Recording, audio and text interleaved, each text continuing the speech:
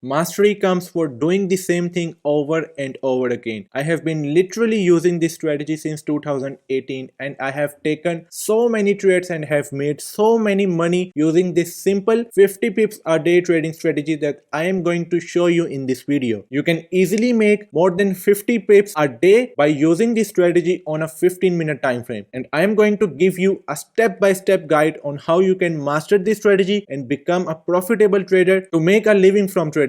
So let's get into this video. So for this strategy, we are only going to use a 15-minute time frame on any pair, whether you want to trade forex, you want to trade crypto, you want to trade gold, you want to trade commodities, indices, whatever you want to trade. We are only going to be sticking to one time frame, and that is a 15-minute time frame. And on a 15-minute time frame, we always need to find the market direction by identifying highs and lows of the market. After we identify the overall market direction by finding higher highs and higher lows, or lower lows and lower high sequence, then we need to find the major supply and demand zone, because that can work as a reference for our entries, for our stop losses. So on 15-minute time frame, we're gonna identify a supply and demand zone. And once we identify the supply and demand zone, the very important step is that we are going to use volume indicator, and I am going to show you the settings of the volume indicator. Now, why we want to use the volume indicator? Because we want to make sure that if the market is creating a higher high or a lower low, that impulsive movement which will be creating a new low or high must have a good volume in it. So we can find out by using a volume indicator. And we're also going to use volume indicator to identify the strength of the pullback which we will be expecting towards either our supply zone or our demand zone. So these are the four important things that we need to keep in mind when using this strategy. So I'm going to give you one example now on when to enter a trade and one example when not to enter a trade. So here you can see I have opened up a 15-minute chart on Euro US dollar pair, and for the volume indicator we need to go to indicator section. We're going to type volume here and we will choose this one, and once we add that, it will look something like this. So what we can do, if we click on the settings of the indicator, we just need to have the same color. It can be any color. We need to tick this volume moving average, and we're gonna select area, and when we will select the area, we need to change the opacity to make it look something like this, and that's all what we need to do. So we have our volume indicator, and now I'm gonna show you how to use this volume indicator with the help of price action to find the trade opportunities. So here you can see on 15-minute time frame, the market is making the movements to the downside. We have made this movement, created a lower low right here.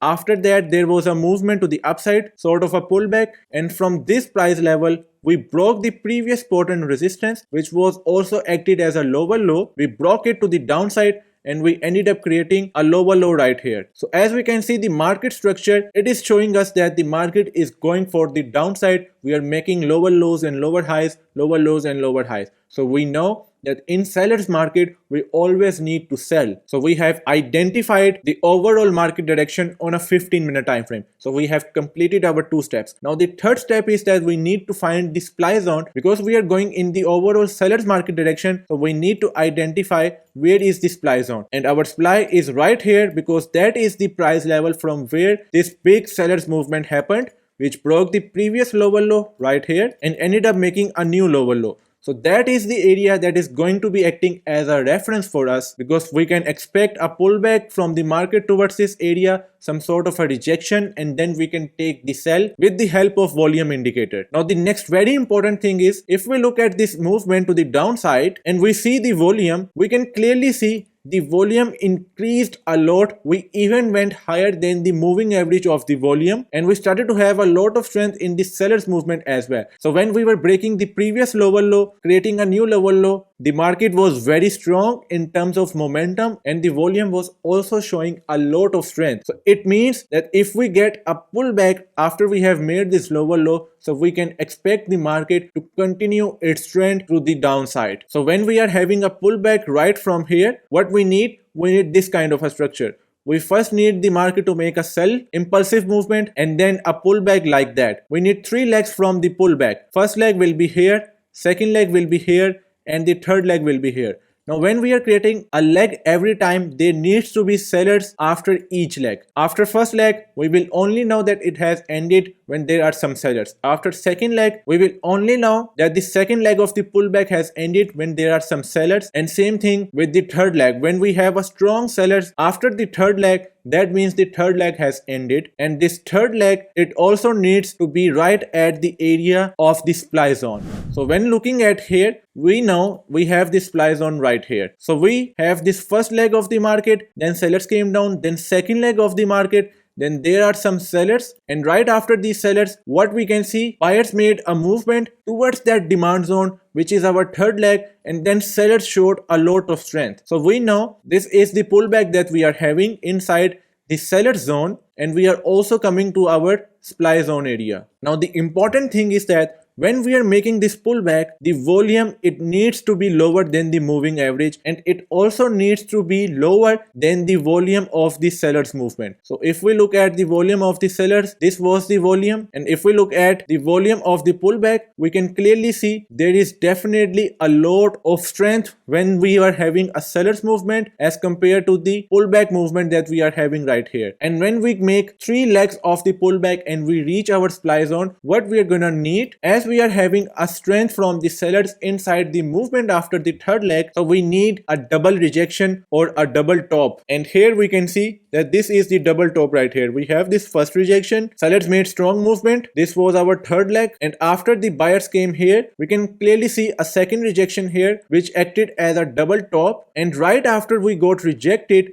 during the sellers movement, we can see the volume also started to increase as compared to the previous pullback volume. So that means that something is going to happen. So anywhere we place our trade here, put our stop loss right at the top of the supply zone and our target at lower area is definitely a good trade opportunity. And here we can see how well the market made a movement to the downside, and when we were making a movement right here, we can also see the volume started to increase when we were going down as compared to the volume of the pullback. So there is definitely a clear sign that market, it is now going to resume, and maybe we will create a new lower low after we will break the previous one. So we made more than 50 pips from this trade by using a very simple trend continuation strategy. Now this is when we need to enter into the trade. Now I want to show you when not to enter into the trade so you do not lose your money if the requirements are not met properly.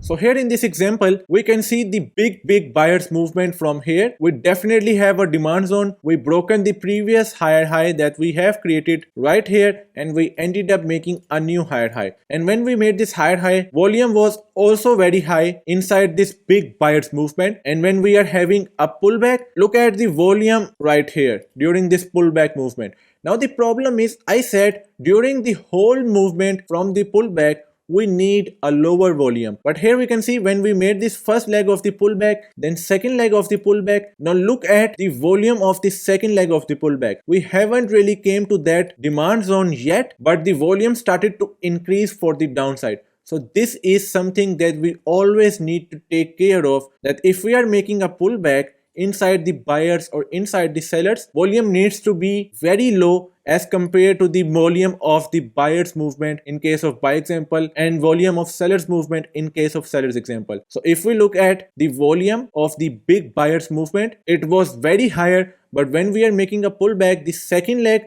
and then the third leg also, we started to see a lot of increase inside the volume right here. We have already went higher than our moving average of the volume. So that is the indication that there is something wrong. And as we haven't really reached that area of the demand yet, and we are already having a lot of volume, so that is the indication, again, big no, that we need to stay away from the market. We do not need to take the entry because of this high volume during the second leg of the pullback. And as we can see, when we reached that demand zone and sellers got rejected and buyers started to go up, as we need double confirmation, we need a double bottom here. So not only it never happened afterwards, another thing is, look at the buyer strength during this movement when we got a rejection from this demand zone. And not only that, look at the volume right here. So during this pullback, sellers were having a lot of volume, while we are not supposed to have a lot of volume inside the pullback movement. And when we got a rejection, not only the buyers are showing a lot of struggle to go up, but there is also no volume in the buyer's movement to the upside. So that means we are not gonna take the trade because the requirements to enter into the trade are not fulfilled yet. So if we move to the right side, we can see what has happened. There is no trade opportunity, even though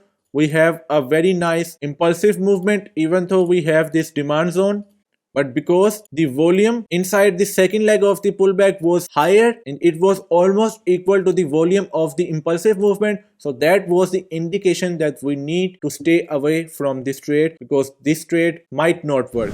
So mastering the strategy is one thing, but understanding when to enter and when not to enter, if you can understand this and you can master this with the help of your strategy, then there is no way that you will not become a profitable trader. It will take you a lot of time to practice because mastery does not happen overnight. It requires a lot of practice, it requires a lot of hard work. But if you are dedicated enough to put in time and effort, then there is no way that you will not succeed in the day trading. So let me know what do you think about this strategy, and if you guys got any value out of this video, make sure that you hit the like button, subscribe to this channel and turn on the notification bell. I will see you in the next video. Thank you for watching. Bye for now.